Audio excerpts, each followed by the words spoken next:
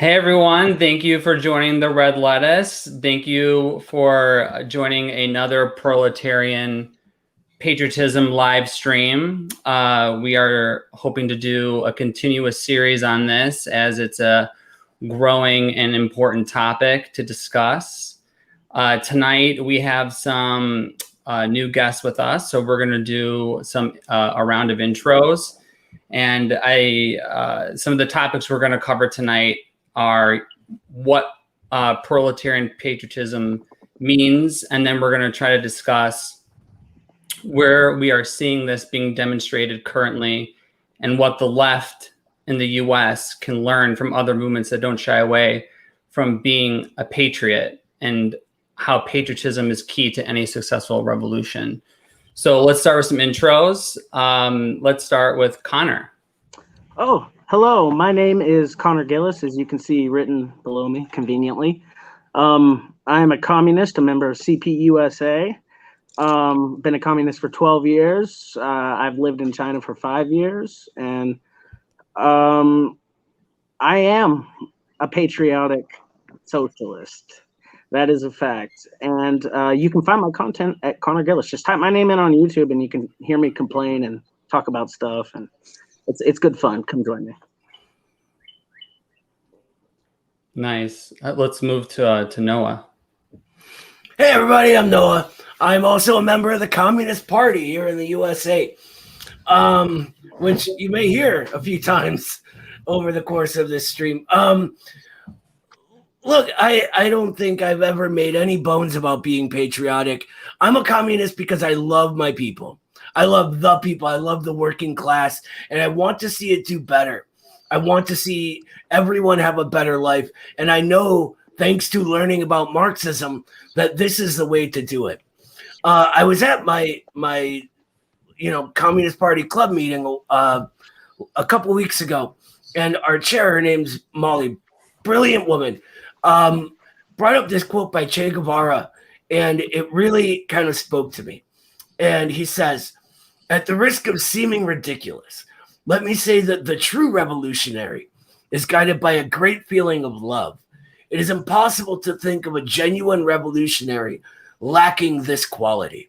And I don't want to ramble on here as an intro, but I find it very troublesome that there are so many people in the USA right now who call themselves communists who do not have this quality, who seem to be guided by a feeling of hate rather than love. And that's not something Marxism would ever advocate for or show you that this is some sort of way you should be. Anyway, I'm taking up enough time. Sorry about that. I'll go next. I'm Jackson Hinkle. I have a YouTube show called The Dive with Jackson Hinkle. And thank you for having me on the Red Lettuce. I'm stoked for this. And I really enjoyed the first proletarian patriotism conversation live stream that you guys had. So if anyone hasn't watched that yet, after this, go back and watch that. Some other faces on that stream. It was a really good convo. And I'm a Marxist-Leninist. I've been involved and I'm passionate about electoral politics, not just in the US, but all across the world. And I think there's a lot we can learn from what other prominent, revolutionary left vanguard parties have done in recent years in both Europe and in Latin America, and how they've built indigenous, patriotic, left-wing parties and had great successes in doing so. And, hopefully we can bring some of that to the table and have a good conversation here tonight. So thank you, everyone, for tuning in. And I'm looking forward to this conversation. Yeah, I can go next. So my name is Steven Estrada. I'm a member of the CUSA as well, out in Long Beach, California. Patriotism is a very interesting concept for me, because I'm a veteran, first of all. So, I enlisted when I was really, really young. I think it was around 18 or 19.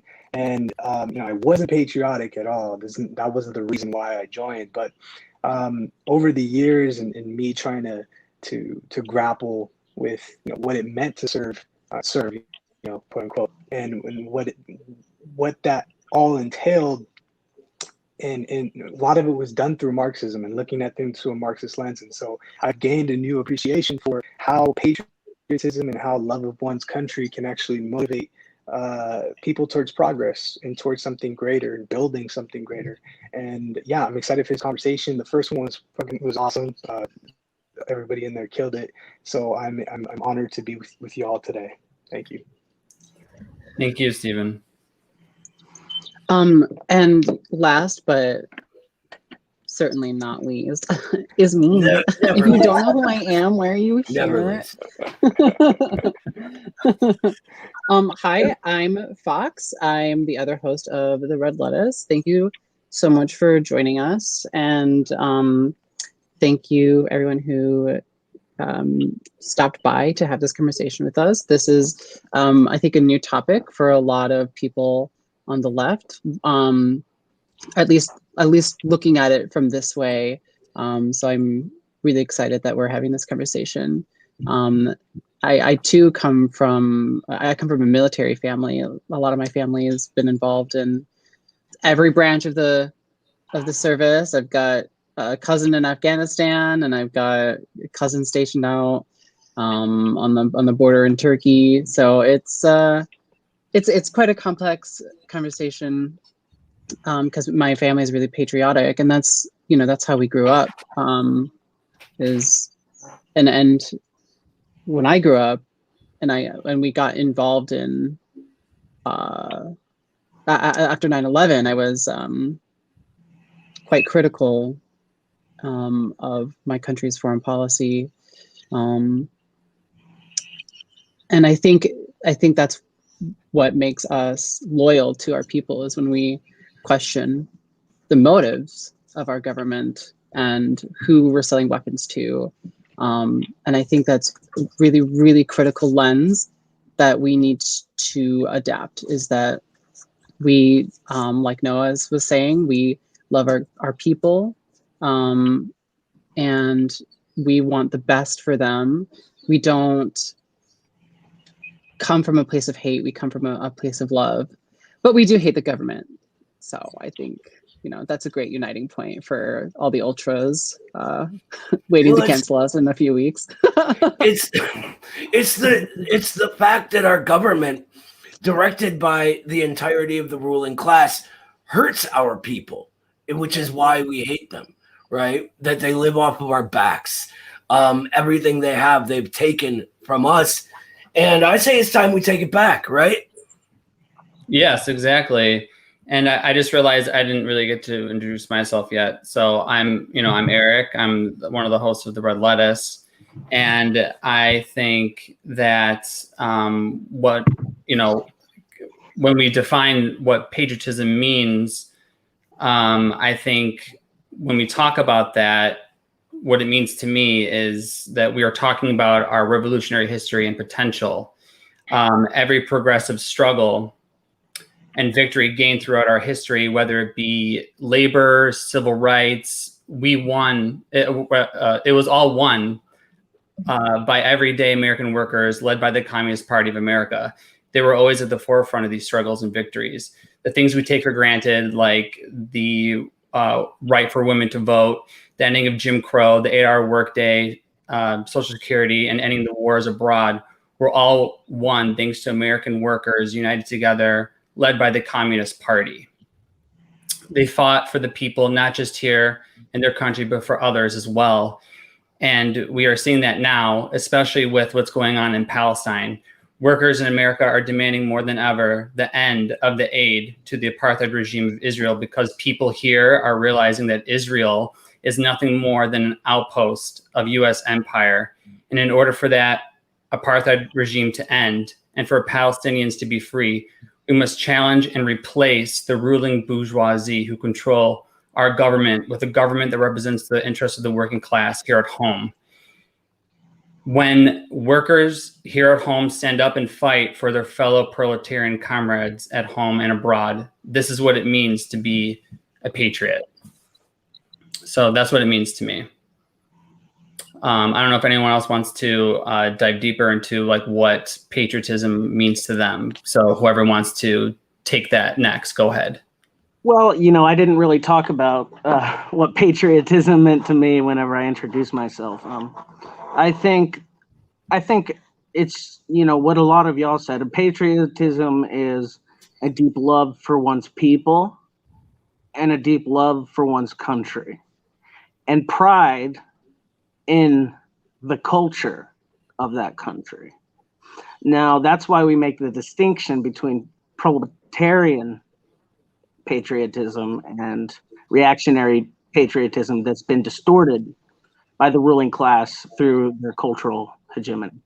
Yeah. So, to me, like what Noah said, the most patriotic thing one can do is to be a communist, to fight to dedicate their lives to bettering the conditions for not only the working class of their country, but of the entire world. And there's nothing more patriotic than lifting up your fellow countrymen out of exploitation and helping them get a better life, a stable life with food, job, house, medical care, the basics. I mean, these are the things that a patriot should want for their people, and yet we see these reactionaries deny all of this to them.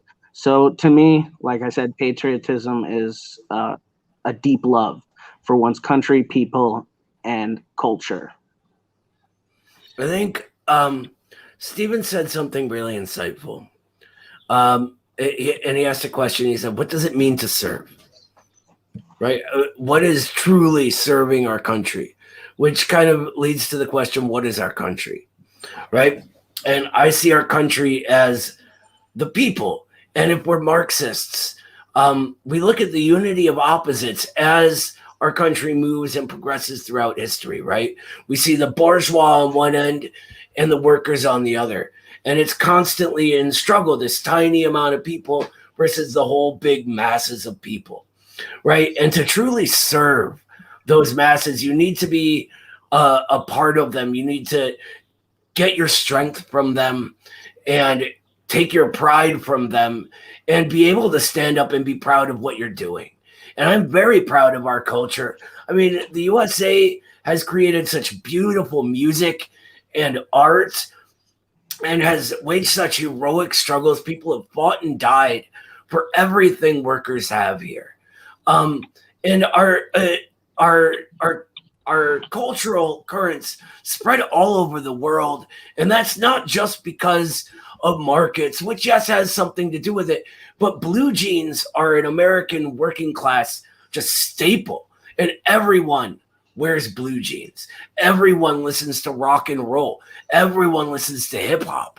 It's stuff like that I think really, the service and pride really is what it means to be patriotic to me. Yeah, I think that's all, great points for sure. Stay Human asked difference between patriotism and nationalism. I'd say nationalism, the way I see it, is like blind support and trust in everything that the state does, in tandem with patriotism. Patriotism alone, I'd say, is love for your country, love for the people and the culture and everything that Noah just brought up. But without a doubt, being critical of the government is part of being a patriot. If you want the country to be better, if you want to save your country, protect your people, improve the living conditions of the people that live here, have a better society for all, then I think that's a perfect example of what patriotism is. And it's why, I have this flag. My grandpa was in the military. He was serving in the military because he thought he was improving this country and protecting its people and doing something for the greater good. I have that flag up because, I think what I'm doing is protecting this country and improving it for, the greater good and helping, the majority of Americans and trying to uplift the quality of life for working class Americans in this country. So I'd say, defining nationalism versus patriotism. A patriot can have love for your country and still be critical of the government. Nationalism is just that blind support for the state and not questioning what's done in your name as an American patriot. But yeah, I'll pass it on to whoever else wants to take a jab at that. Brilliant. Can I chime in also on that question a little bit? Yeah, go ahead. Of course. Yeah. So what he said about patriotism, absolutely correct. And what he said about nationalism, I think also we as Marxists, we do need to make a distinction between, like, he was specifically speaking on American nationalism, right? But what is nationalism for a nation that is exploited or oppressed, that has not had its liberation? So we have this idea as Marxists called the national liberation idea. Like the anti-colonial movement in Africa, the early like what Simon Bolivar did in Latin America to free them from the reactionary Spanish monarchy, and things like this. That nationalism takes on the character of the people, and whether those people are oppressed or not. So if say the American nation nationalists, we are not an oppressed nation of people as a whole. Our nation within the United States is the home of imperialism, and so we reject it. We reject American nationalism, and we promote American patriotism. I just wanted to make that distinction. Why, Western chauvinism and Western nationalism is absolutely everything that he described, but the nationalism of people fighting for the freedom is different. Anyway, yeah, that's what I want to say. I think we this term gets sort of muddled a little bit because you have the old Marxist use of it, like the national question, right? Which, you can read Lenin or Stalin on this, and they'll lay out the things that developed into what became nations and their need to get to nation states. And you can have, a nationalism for, say, German nationalism or Irish nationalism or Brazilian nationalism or whatever, but the USA as such is plurinationalist, right? We have tons and tons of nations all living in one space.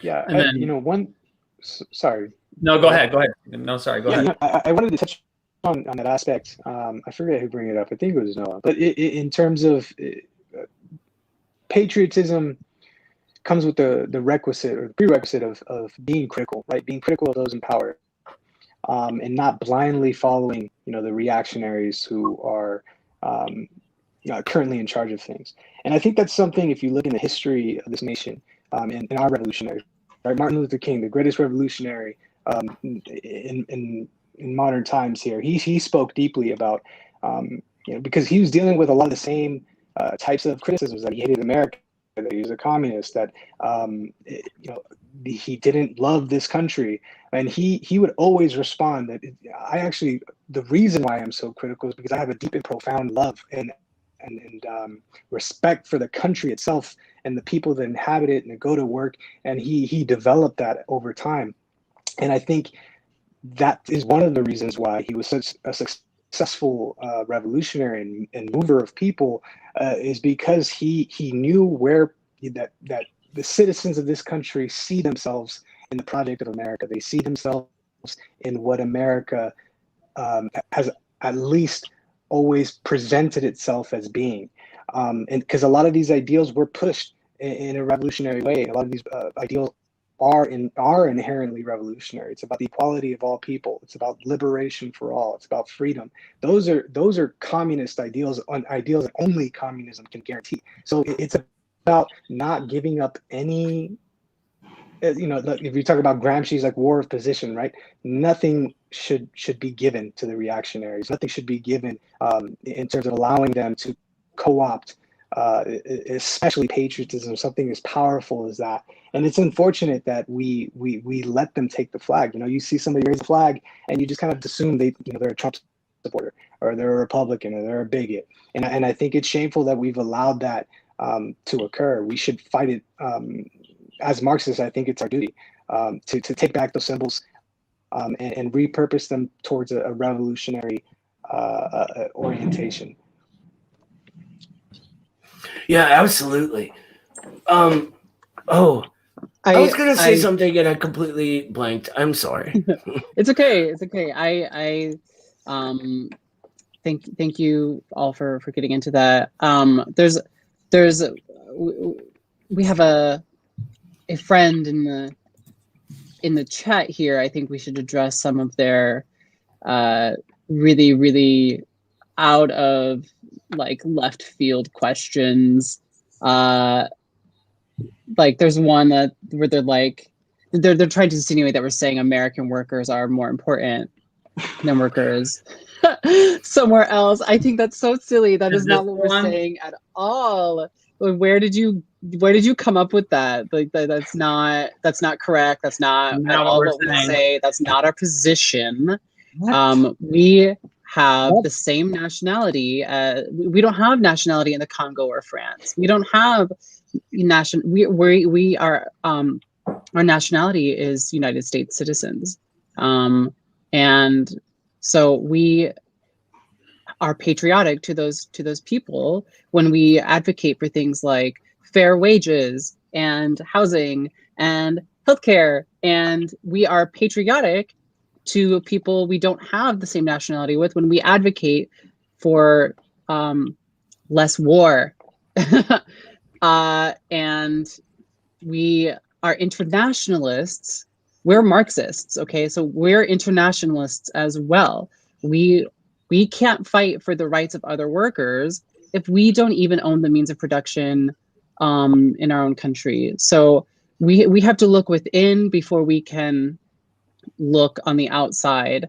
I think that's a really hard position that I've come to hold. It's taken me a long time to get there, but I think that is what I believe right now. And no, I don't think that just because I'm an American, I'm more important than citizens of other countries. That is chauvinism. We reject that idea. So I just want to correct that before you have any more like wild assumptions to make about anybody here. Look, I think that was really, really insightful, Fox. Yeah. If we are internationalists and we want to do our duty for this bigger project of world communism, then our duty, our mission is to overthrow the bosses here. Because right now we can say, oh, we support the Congolese. Oh, we support the Venezuelans. Oh, we support whoever. And if we do not have power to back it up and make concrete changes in the real world, then it's just virtue signaling. And what I want to do is make those concrete changes. I want to get rid of the bosses who are harming both us workers here in the USA and workers over in Venezuela or wherever else. And that is what creates genuine internationalism, is that shared material interests. Marxism proves, objectively so, that the working class has a material interest that is in direct contradiction with the owning class, with the bosses, right? And that means we have a shared common goal and struggle, and we can use that, right? We use that to work together against our common enemy and improve all of our lives.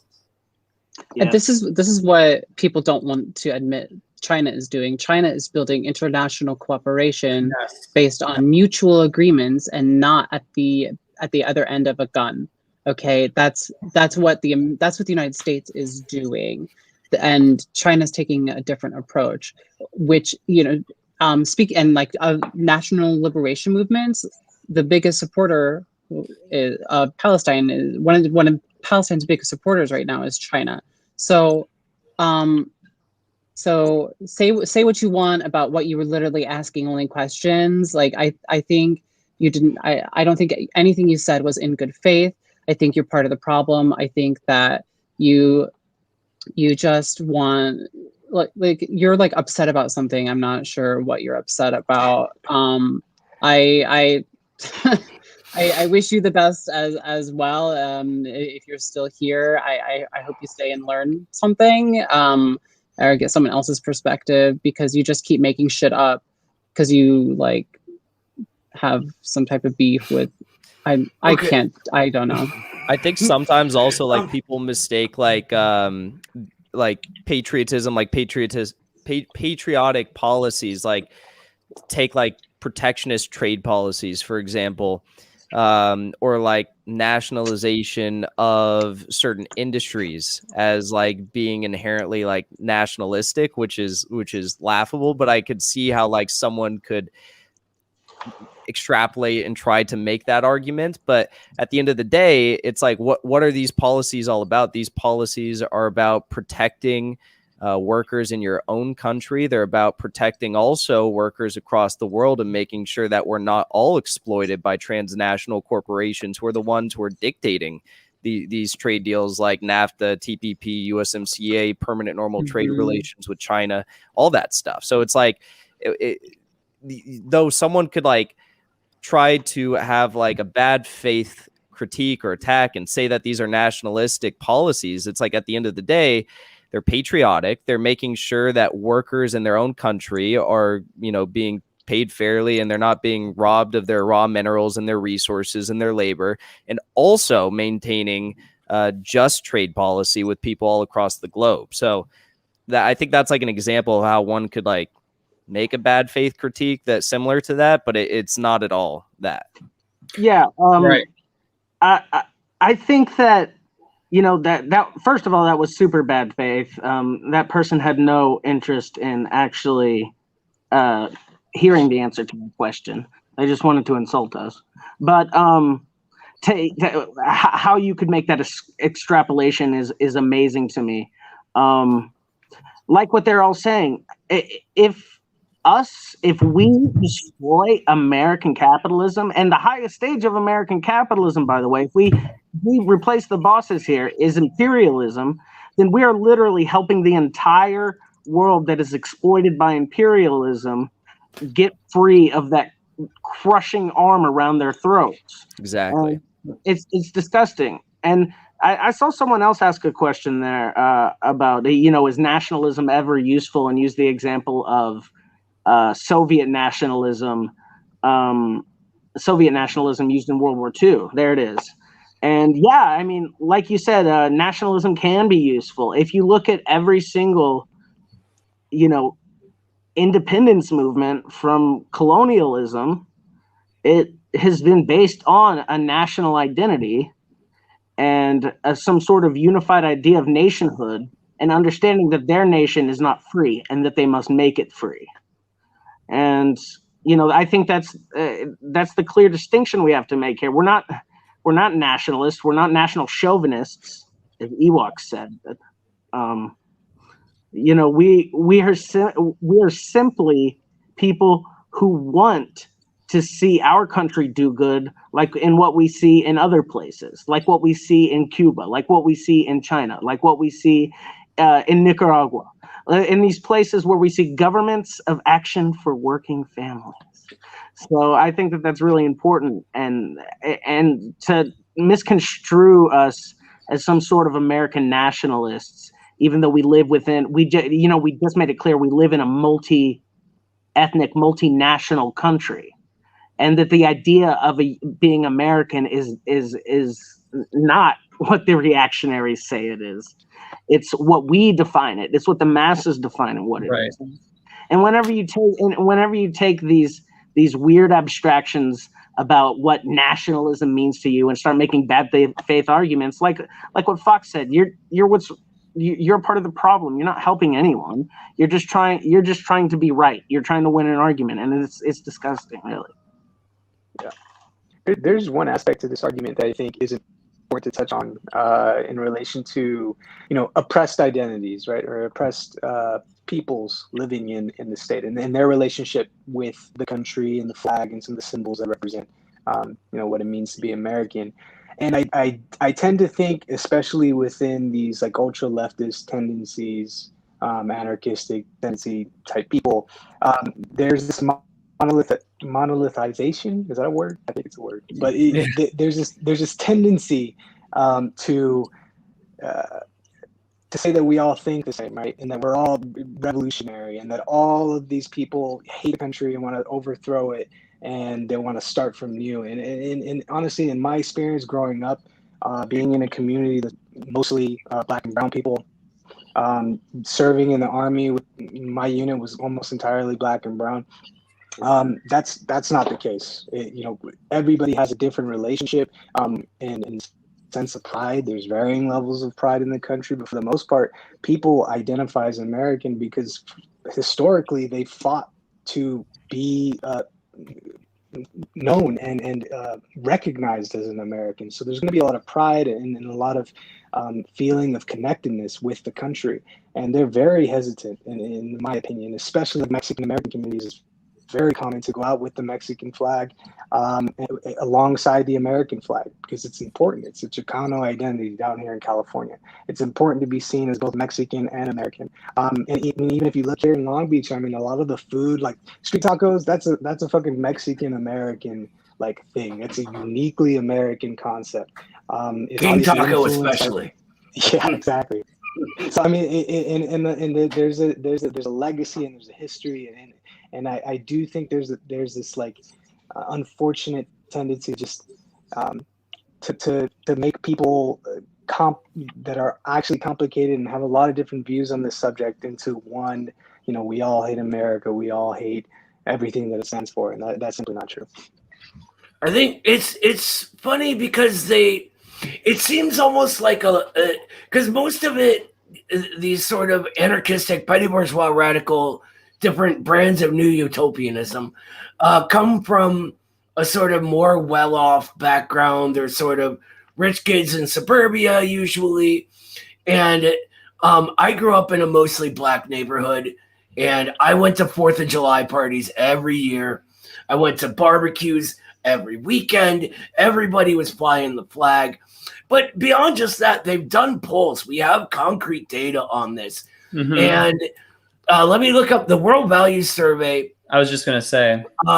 Talked about 100% of Americans who belong to the lowest income group are either very or quite proud of their country. And that includes oppressed identities, right? That includes the super exploited communities. Well, who built this country? Exactly. Whose land was originally the indigenous people? They love this place. This is their home. Right. And Black Americans, I mean, they built it on their backs without being asked for. They were forced to do it. Right.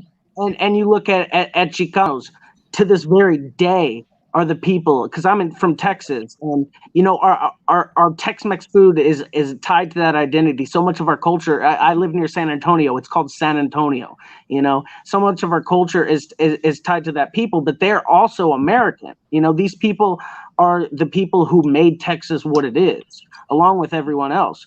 So to say that, like you said, to put them in a monolith and to say that they all believe in the same thing. Well, actually the majority of these people are pretty proud of their communities, and they live in tight-knit, close communities, and they're proud of it. They're proud of what their kids accomplish at school. They're happy when their Olympic team wins a gold medal. This is their home. It's the fatherland, patria, as the Latin Americans say, I think, right, yeah. And we have these petty bourgeois radicals who have like these PhDs and claim that they know everything there is to know about the left in America and what everyone needs, they want to take that identity away. They want to take away the patriotism away, and that's like one of the most like uniting factors that you need in a successful revolution to unite people. When all these workers are working, paycheck to paycheck and can barely put food on the table and have to like worry about when they're going to get their diabetes medication, all they have at the end of the day is being an American. And these people want to take it away. It just, they're honestly the foot soldiers for the imperialists, because they're stopping from all of us from uniting, because being a patriot and being proud of and loving the people in your country is a very uniting factor. They're alienating the people they claim to fight for. Right. Yes. Right. Yeah.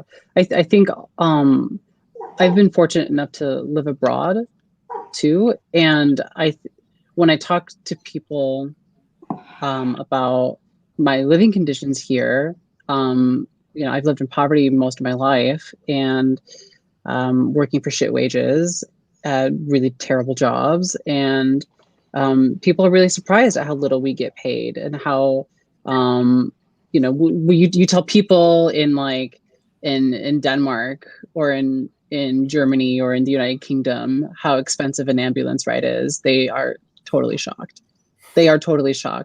And, even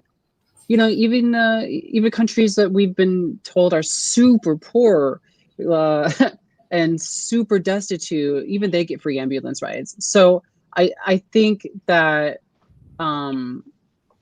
that our conditions here, we have to expose the conditions here, and that's going to unite us. That's going to, and that's unique to our country. We live in the imperial core. Workers aren't benefiting from imperialism.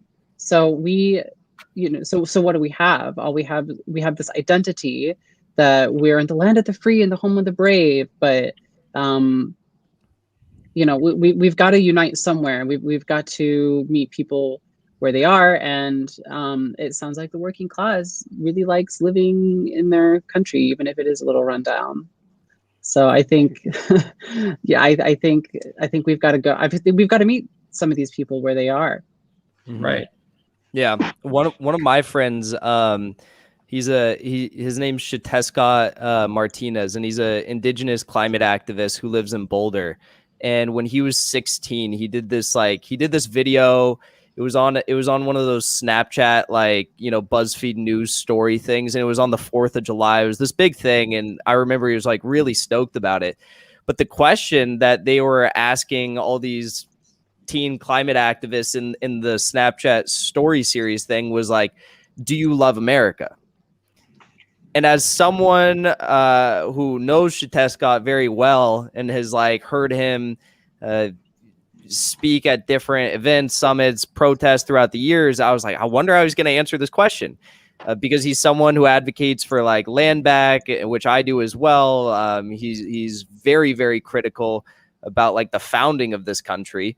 And he gave such a succinct answer to the question that I thought was it's exactly how I feel. He just said, I love America because we have the potential to change it, and it has the potential to be incredible. I'm paraphrasing, but he said something to that effect. Exactly. And Fox, it's exactly like what you said. We do have such shitty living conditions here in the United States. We're really the only developed nation on the planet that doesn't have universal health care, free college. We don't have free dental care. We don't have prescription drugs guaranteed to us. We don't have dental or vision or hearing care, any of that stuff. We don't have a robust social safety net program. We don't have free housing. We don't have anything. But we used to have a country where you could go and work in a manufacturing plant.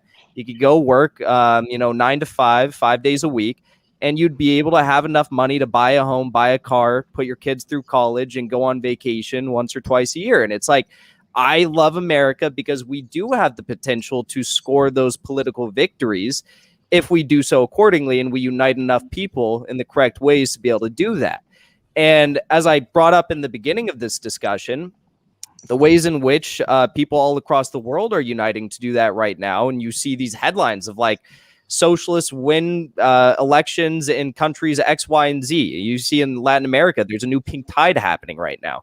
And it's in Europe as well. I mean, there's socialists who are winning all across the place. And it's not the historically left parties that, like the parties that have been around for decades and decades, that are winning, with the exception of Germany with the Greens. It's by and large, most of these parties are new parties that are being founded, that have been founded in recent years, that are built on, the support of the indigenous people of each of these countries, and built on a strong vision of socialism. You look at Bolivia, that's the case. You look at Peru, that's the case. You look at all of these countries, or Ecuador almost just had a victory. You see, countries all across the world are having these victories, and they're doing it in the same exact way. But Americans, particularly like those who are like ultra leftists, can't seem to wrap their heads around the fact that the majority of Americans who want a better life don't want to hear the phrase "burn America to the ground." They want to hear the phrase "let's save America." That's why Trump won. I mean, they didn't look at his policies, but they heard "let's make America great again," and that slogan resonated with a lot of them. Right. And the missing factor is that back then, like you were mentioning, we did have a very powerful communist party here in America. And that's why we won all those victories back then. Yes. And we don't have it now. And that's what we need to do. We need to start building a communist party that actually gets out to the masses and teaches people like what communists, or what Marxism means, and what that could look like here in America. And you're not going to do that by going out and burning the flag. You don't see that anywhere else in the world where you have successful socialist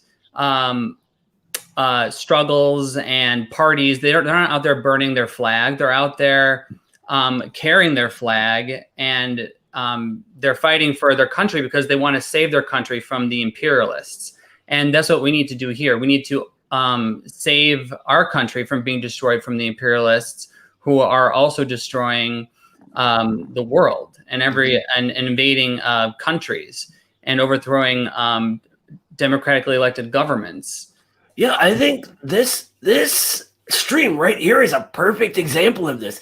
You have 3 members of the Communist Party right here. The Virginia district of the party had a 500% recruitment increase during the pandemic. Just the Virginia district. When we learn Marxism, we learn to look at the motion of society, and we split it into stages, right? To more easily analyze that motion and what drives it. Lenin said that it is the struggle between classes that is the basis of all development. Right. And what happened around the time the Communist Party was at its peak of power during the Foster era, right? The Communist Party was the 3rd most powerful political organization in the entire country. And the state was so terrified by this that they cracked down hard. They made it illegal just to be a communist. You couldn't get a job if you were a communist, right? They put our leadership in prison. I think Gus Hall did 10 years during this time. And they made the Communist Party basically a non-entity for a while. And this allowed the bosses to sort of insert the new left era into this. So without the Communist Party, there was this guiding leadership position that it was always in. You had all sorts of ultra left ideas. You had the bosses sort of putting their own spin on it, their own agents in, like Gloria Steinem, who worked for the CIA and gave a bourgeois version of women's liberation rather than a working class version. And that sort of damage takes a long time to overcome. And, we've been working to do that.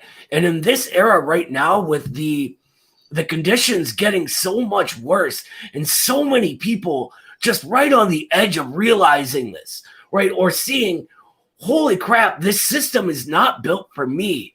They're looking for that leadership. And I think the Communist Party reemerging at this time is exactly what we need.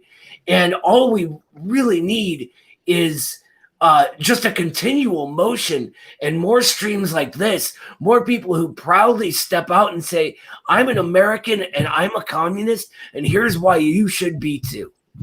Exactly. Rather than these ultra lefts who say you should hate who you are. You should hate everything around you. You should want your neighbors to have a worse life. And that's what that new left gave us, right? Sorry, I'm rambling a little bit, but you know what I mean. It's very cathartic. It's very cathartic because I do hear a lot of like, oh, we've got to destroy, you know, in order to have the perfect America, we've got to destroy it, and the phoenix from the ashes will rise, and I think that's really counterintuitive to what we want to do. I think that is really stupid. Like, I've been trying to be nice It's about failed. it. That strategy has just abjectly failed. Let's go ask an average working class American who's going to go fight a people's war against the. Let's go ask an American. Okay, so we want to build socialism. Awesome, I do too. But first, we have to do a lot of violent shit and destroy everything that you know and love. And then they're going to say, well, no, fuck you. You're going to have to kill your uncles and cousins and. But you're good with that, right? Yeah.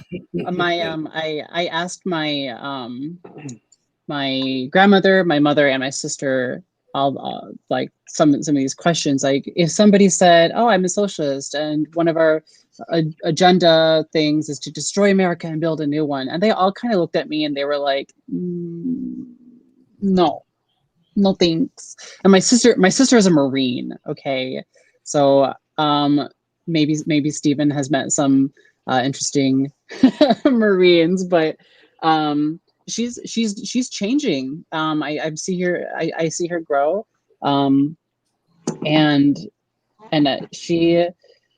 she's starting to see a lot of the trouble that our country is in, and when I talk to her about some of these ideas, it makes sense to her. She's not a communist.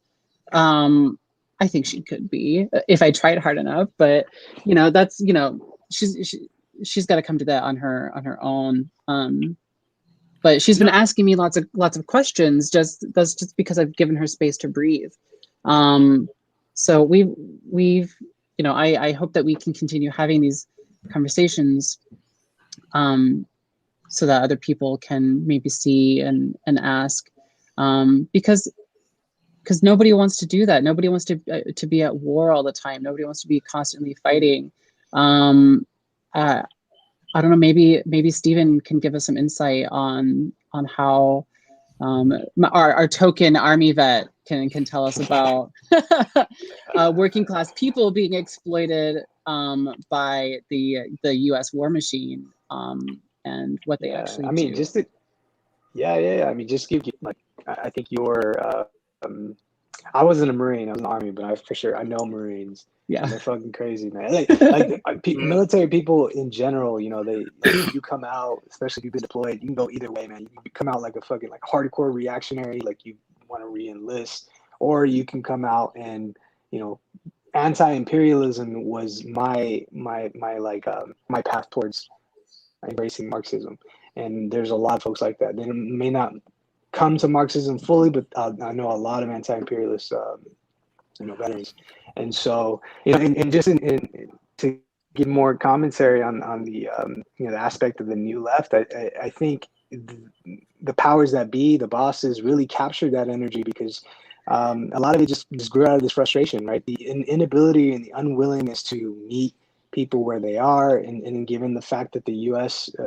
Americans are deeply patriotic, they were just unwilling to do that, and they try to force feed this hatred of the country, and we have to reject it as inherently reactionary, and ultimately we're seeing the repercussions of that, and people are just so turned off by the left in many ways, and we're dealing with the repercussions of it as what I think good communists, we have to constantly be on the defensive, right? And we're constantly, no, we're not like the Red Guard. We're different, and they're constantly embarrassing us on the public stage. So I do think that this is this movement that we're building. We love America. We not only do we just correct in our analysis, but I think we come off as more professional, as more capable of leading a revolution. And I think that's important. Just that public perception, strength, and capacity for leadership is something that we shouldn't overlook.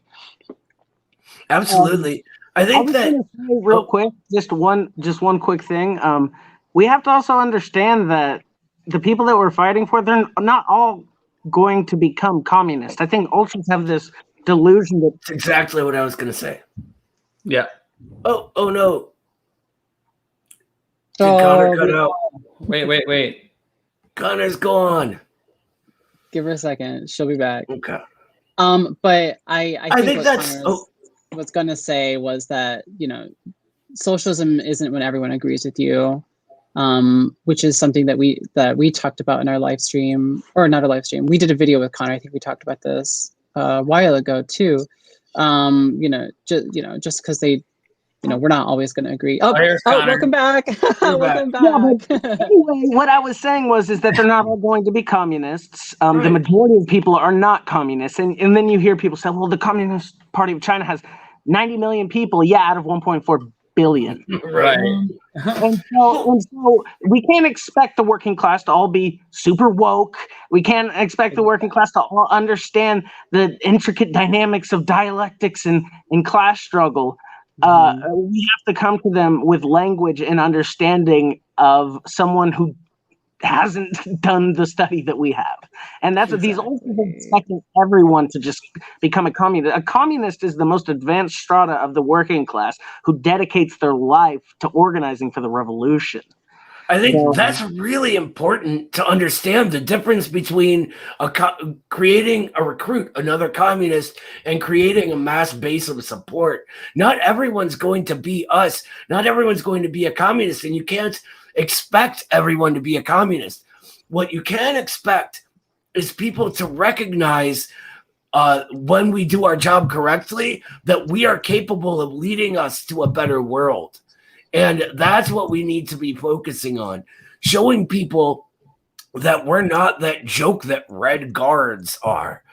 People who get dressed up and pretend they're a 8th Route Army soldier and run around in a Target parking lot. That's not what we do. We're regular people. I get more traction these days just coming right out and saying, hi, I'm a communist, than I do saying I'm a leftist. Right? And that should tell you something. Jackson, what's on your mind? We haven't heard from you in a second. I liked what Noah had to say. I think what you had to say regarding regardless of whether you're a communist, socialist, or not, either of those, it's like people recognize what the best path forward is. Regardless of whether you're a patriot or a communist or whatever you consider yourself, you can recognize that we have a fuck ton of problems in the United States today. And everyone can probably point as to what those problems are, regardless of what your political affiliation is. Even a lot of times, regardless what your economic status is, people know there's a housing issue, right? Regardless of whether it's because you hate seeing poverty on the streets, you hate seeing homeless people, or because you're suffering as a result of it. People understand that the banks are, robbing us blind each and every day, even as we live through this pandemic, right? They charge us billions of dollars in overdraft fees in the middle of a pandemic. They understand that our infrastructure has like a grade of a D+. We still have lead pipes that are corroding all across the country that are poisoning our water supply. They understand all these problems. We need public banking. We need banking in the hands of the state. We need a mass infrastructure program. We need some form or another of an economic bill of rights that will guarantee things like housing to the public, guarantee good paying jobs, be able to fix the things that are broken in this country. So we have the answers. Everyone understands what the problems are. The question isn't so much as to whether we get people to say, oh, I'm a communist now, or I'm a socialist now, or I'm I'm an ML now or whatever. The question is whether or not we can communicate to the masses, specifically to the overwhelming majority of Americans that are suffering at the hands of like the gross levels of wealth and income inequality in this country, who are working starvation wages and have like no, democracy in the workplace. As it's a question of whether we can communicate what the solutions are, and that we have those solutions, and like that's what I seek to do. And that's why I whenever I bring people on my show who are like what I would define as like theory nerds, like no hate to my theory nerds, but I'm like, do you think that labels are important or not? Like, I personally don't think they're that important. I think we should be focusing on the solutions to the issues, and obviously that's easier said than done, but like that's where my heart is, and that's where I think the victory is going to lie. Look, if you have the right solution to the problems, the most hardcore libertarian, if they see you and your party as presenting a solution, they're going to support you. It doesn't matter. Mm-hmm. And like I say all the time, when we build socialism here, you're going to have people who call it real capitalism. It doesn't matter. We could call it pink unicorns, right? Yeah. As long as we're doing what did Deng Xiaoping say? That it doesn't matter if a cat is black or white as long as it catches mice, right? Absolutely. Yeah, it's like that's Chinese spray. it's like how people always have this debate over like what do we define the Chinese government as right now? It's like, is it this? Is it that? At the end of the day, it doesn't matter what the fuck it is. It's eradicated extreme poverty in the country. Like that's what it's done. Who cares what we're gonna label it as? It's like, let's replicate. Well, not even replicate. Red Chilean pointed out in the chat. By the way, Red Chilean, I appreciate you were in the last stream, correct? I think like really great stuff. You had really great stuff to say. I really enjoyed all your commentary. But like, it's now I've lost my train of thought. What was I just saying? You're talking about how much you liked me. No, Fox is the best. Everyone go follow Fox on Twitter. Go do that. It doesn't matter what we call China. It doesn't matter what we call anything. Well, it's also, I just want to get back to what Jackson was saying. It just made me think that it's really important to point out that it's not immigrants, it's not everyday Americans that are working, starvation wages. That are destroying this country. It's the imperialists. It's the bourgeois class that are our collective enemy. It's Jeff Bezos. It's the oil bankers. It's the people on Wall Street. Those are our enemies. Those are the people who are destroying America. Those aren't patriots. It's the true patriots are people who want to save this country. It's the people who are in the Communist Party. It's people who work every day to put food on the table for their families. Those are the people who really care about their people and want a better life for everyone in this country and abroad. And that's what we need to point out. And I think that's why communism and patriotism go hand in hand. That's why we need it, and that's why we shouldn't shy away from it. Mm-hmm. Absolutely. Yeah, I think that's sorry. That go was ahead, one of the Steven. things that I think was that we can learn to take away any lessons from the Bernie campaign is how he was able to kind of encapsulate that message. Because I'm convinced that if he was an open communist, I don't think that would have taken away from his popularity as much. Maybe on the edges, but his message was, we are the 99%.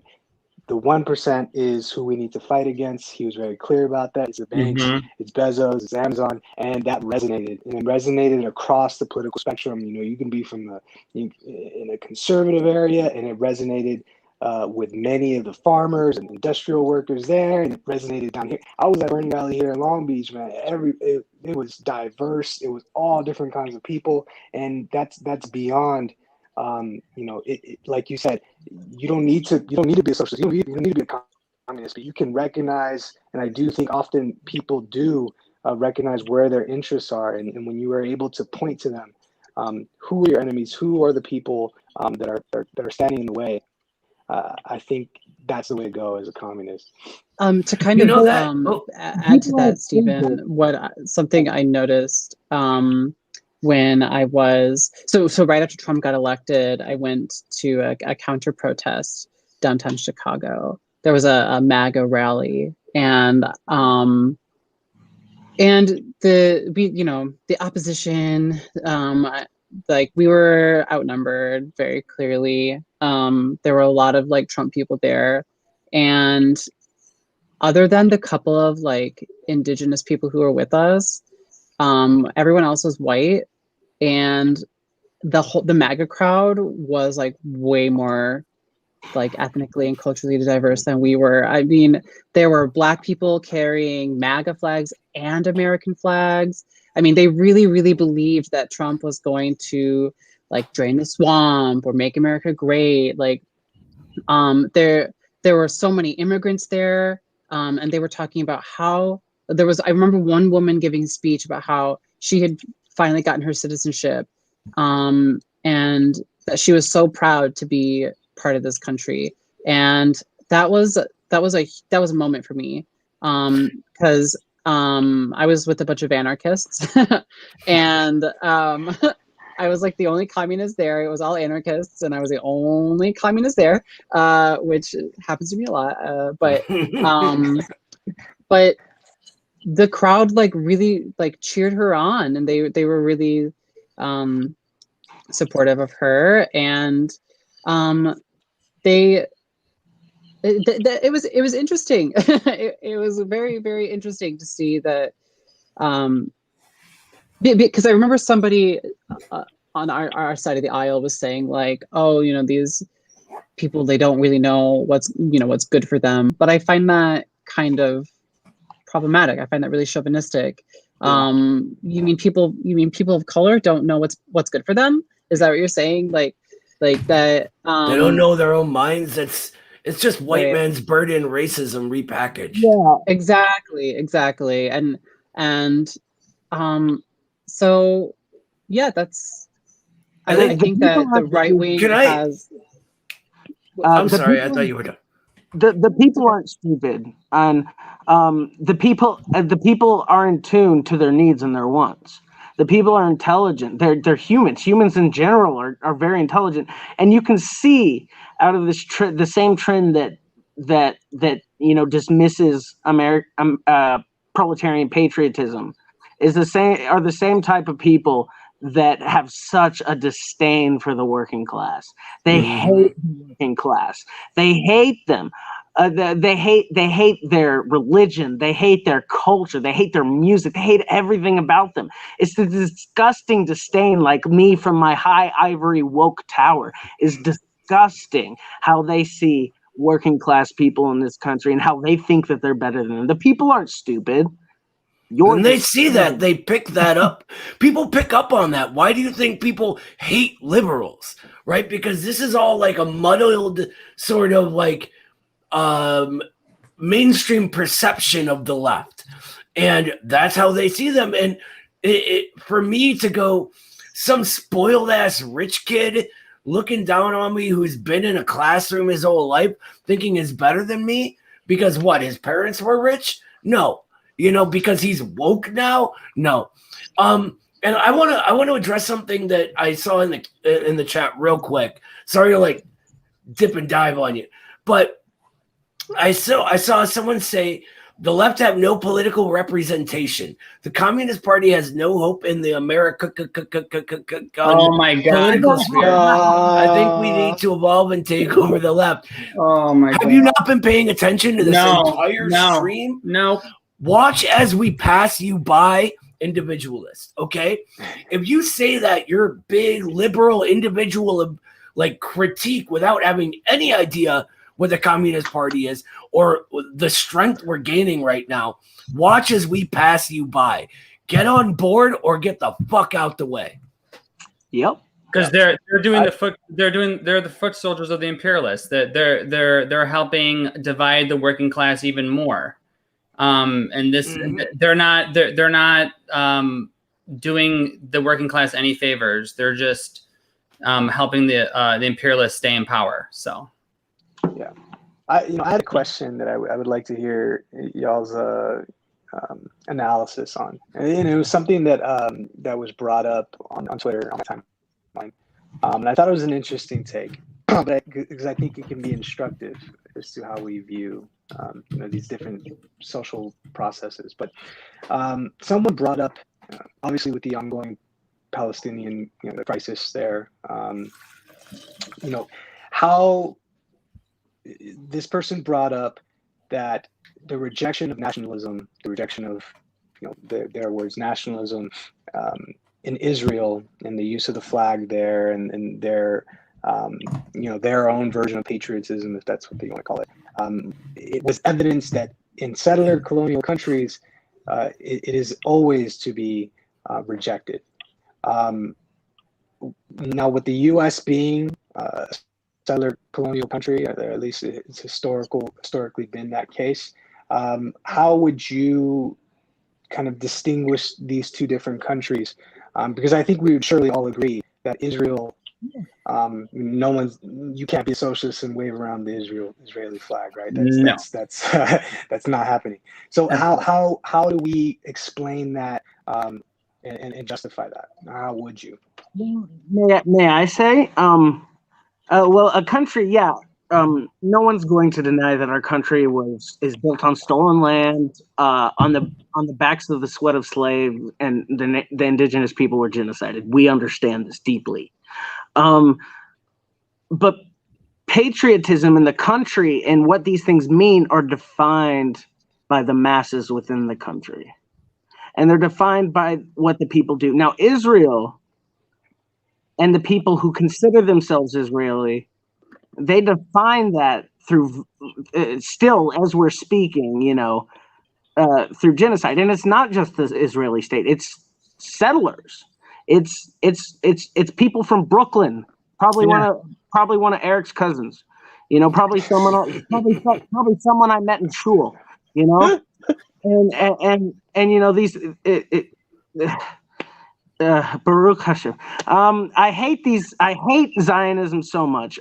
But it is not like there isn't 2.5 centuries, or however long we've been around, of culture, of diverse class struggle.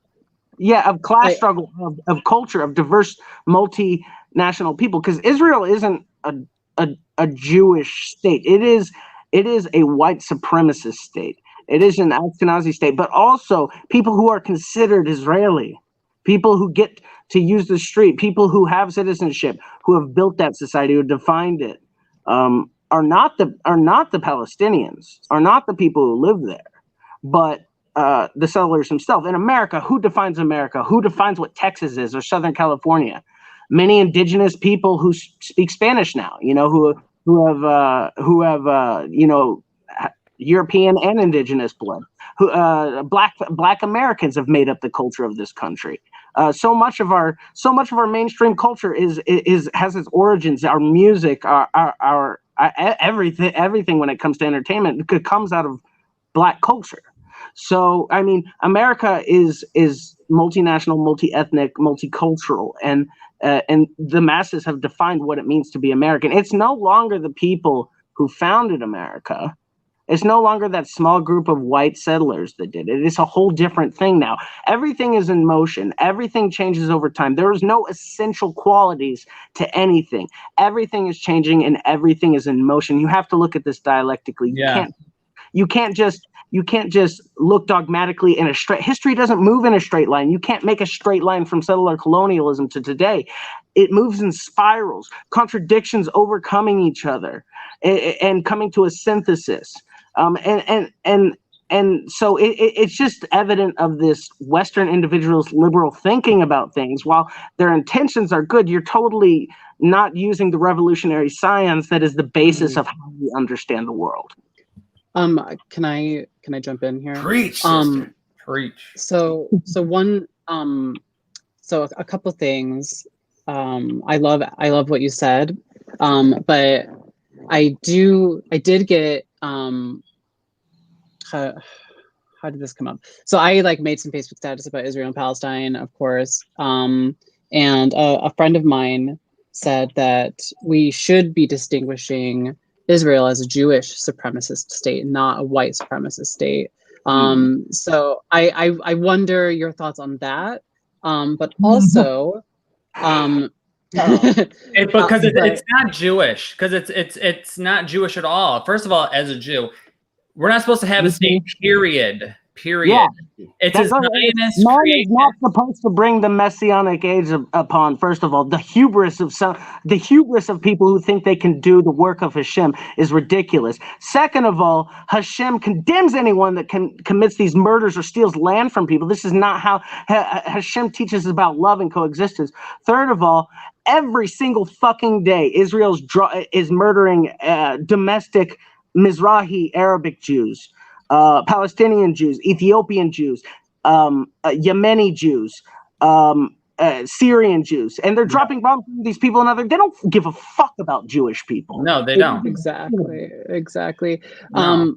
I'm glad we settled that. Thank you. It's a bourgeois. But, it's a bourgeois state doing what's profitable for the bourgeoisie. At the end of the day, it always comes back to the primary contradiction, and all of these horrors and just blights on humanity that the ruling class of Israel and the ruling class of the USA, who are within the same realm, these imperialists have become sort of supranational, where they're no longer really connected to a home state at all, and instead devastate these states. Look what they're doing in Israel to half the population.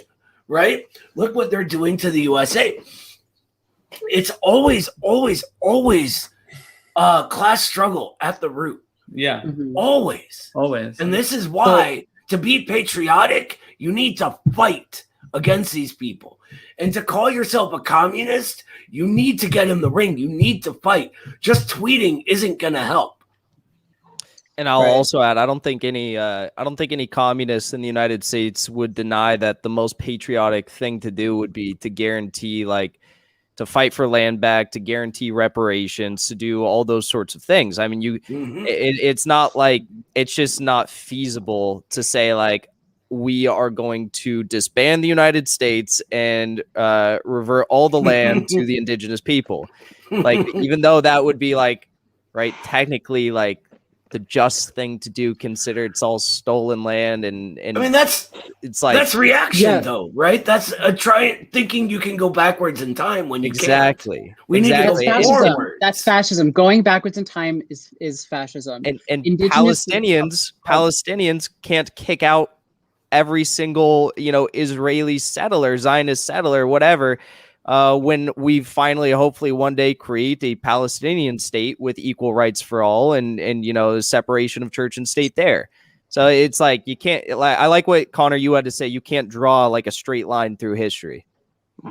Right. So I just want to wrap up my thought real quick.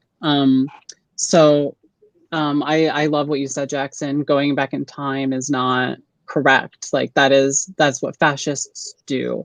But to add what both of you were saying, indigenous groups throughout history have applied for statehood. They want to be recognized as a state, as first-class citizens, as a first-class nation of this, like within not nation.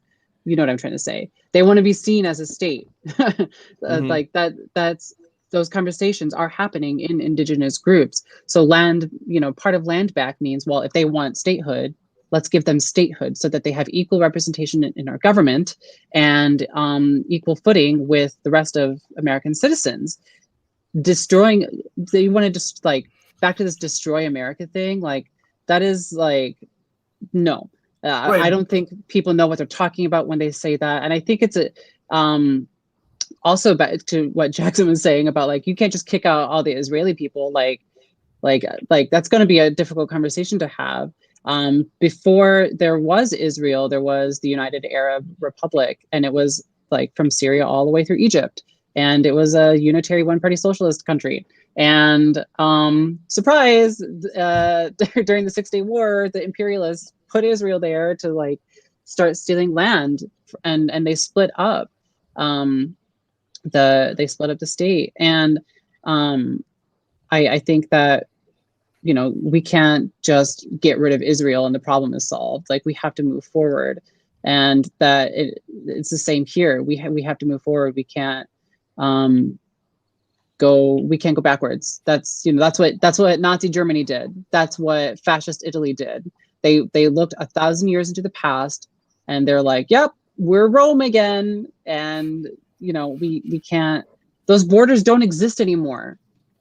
Look, I think those borders don't exist anymore. I think this brings up a really, really good point about being clear. When people say land back, that's a very vague slogan, right?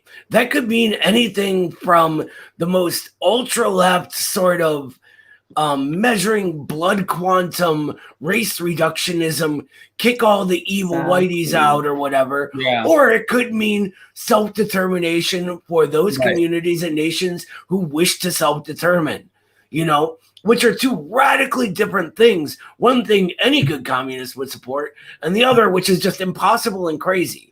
So we have to be specific. And it also makes me think about, because those slogans are vague, they're used by the bosses in order to get us to sort of get at each other's throats rather than theirs, right? When I say, well, what do you mean by land back? Someone goes, do you hate the right of self-determination? It's like, what? No one said this. No one would ever say that. Like, you're being crazy right now. But people get kind of this like weird internet poisoning where all they want to do is argue and be seen as very morally correct or whatever it is, and it just wastes time and energy that could easily be spent joining the Communist Party if you're serious about class struggle, right? It could easily be spent starting a podcast to do live streams about socialism and patriotism. It could be spent doing something productive that will genuinely push our class struggle forward and not just virtue signal on the internet. Right. There's a question in the chat I want to answer from Jack Doty. Can we read B's thing first? When he says, yep, we're Rome again. Yeah, I'll just take a second. Just give me a second.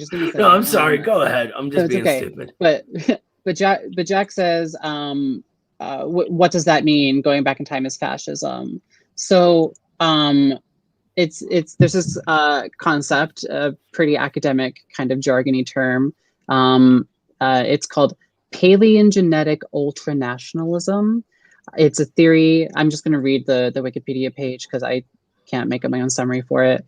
It's a theory concerning generic fascism formulated by British political theorist Roger Griffin. The key element of this theory is the belief that fascism can be defined by its core myth, namely that of revolution, in order to achieve a national rebirth, which is Paleogenesis. So they're looking to the past to maybe take what was lost and make a future out of it. And so for like Nazi Germany, that was like kicking out all of the Jews because they're not an Indo-European, like they're not an Indo-European Aryan culture, right? That was part of their national rebirth, so to speak. It comes from traditionalism, which is where fascism got a lot of its like mythology from. In traditionalism, they don't see history as in progress. They see it as in like a spiral, or not a spiral, a circle, rather than where we see constantly developing upward and upward, right? And they go through a golden era, a bronze era, and something else. I forget. It's been a long time since I read that stuff. But what they say is that you go around the circle from gold to silver to bronze to dark and then back to gold. So going around their dark age, which Germany would say, you know, was World War I and them getting defeated, and you know, communism basically into their new gold era and whatever. It's really weird and esoteric and very magical when you get into it. Like, they believe in a lot of magic stuff. But that's where that all comes from. That's all. Yeah, thank you for adding onto that. I I don't know if it helped, but okay. no, I think it helped. I think it helped. I try to understand the enemy, and I try to I went through a phase where I had to sort of talk someone who was going down a race realism rabbit hole out of it. Oh, no. And so I learned where it all came from. I learned their arguments. I learned what they said. And then I tried to learn what was correct, what was incorrect, what was a lie, what wasn't. And so that led me down a weird path of reading Julius Evola and stuff like that. Oh gosh, I'm sorry that Yeah. you read. I've also read some Evola. Crazy stuff. It's yeah. It's Did you say he's exhausting? yeah. Yeah. On that note, I have to go. You can keep streaming, but I just want to shout out to Jenny Lynn. I see you out in the comments. Thanks for stopping by, our biggest fan, and to everyone else who joined us tonight. Thank you. I hope you all have a wonderful evening. I've got to go. Bye. Love you. See you later, brother. Bye. I think this would be a good place to wrap. I think we've covered a lot. Is there anything that you don't think we covered yet? I think I just want to say a little something. Yeah. When it comes to patriotism and those who are still skeptical out of all of this, I mean, if there's anything that can convince you, maybe the vindication of history and success might convince you. Every single successful socialist revolution in the history of this planet has had patriotism as a core of their values. And I lived in a country where people are really proud. I lived in China, and people are really proud of what they've done there. They're proud of their country. They're proud of their president. They're proud of their culture, their food. They're proud of their system. They're proud that they fought off imperialism and colonial, overthrew an empire that had gone through cycles of thousands of years, tossed out the Japanese, and liberated themselves from reactionaries. They're so proud of this rebirth, and they speak of themselves like we are the rising dragon of the world. This is how they're so proud of their country, and they're not. The key is they're not chauvinists about others. Before Trump started pulling bullshit against them, they had nothing bad to say about the United States at all. Normal, everyday Chinese people wanted nothing more than to learn about your home, learn about what it's like to live where you are. They're interested. They want to learn. They want to see what it's all about. Their conception of community and patriotism and what it means to be Chinese is so different to ours that, much like how it's hard for ultra leftists and liberals to conceive of a patriotism that's progressive, it's very hard for them to perceive a society that isn't proud of their country, So I think that we can I think much earlier in the stream, Jack said we need to learn from these places, not copy them. And as Red Paleon in the comments said, our socialism will be an organic socialism with American characteristics, or whatever you call it. Socialism in America will be the organic expression and construction of the American masses that we can only clarify using our revolutionary tools like Marxism, Leninism, but what we experience and what we see will be organic. It will be patriotic. It will trend towards progress. And it's our duty as communists to, sort of lead and clarify the position of this organic expression, and to, through our clarification and organization, show people that we are the ones that are meant to lead this. And the people aren't stupid. Like I said, they know all of this. They're going to understand this when it's happening. And who gives meaning to what socialism is? We don't do it the clear, defined ways. There's no essential qualities to anything. Essentialism is whack liberalism, Anglo-box BS. We are anti-essentialists. Look at Juche, for example, a beautiful anti-essentialist philosophy. Everything is in motion. Everything is constantly changing. What defined socialism in 1917 is going to change than what defined it in 1920, and even a year later, everything is in motion. So what is socialism? What gives meaning to it? Well, the masses give meaning to it. The people that construct it give meaning to it, not an ultra leftist or some Trotskyist ideologue in their book and in their book clubs, or the person on the Discord server. It's the mass. Exactly. And the hubris of ultra leftists to tell the masses who give meaning to that socialism that they're wrong. It boggles the mind. I think I can't say it better than Connor just did. Yeah, me neither.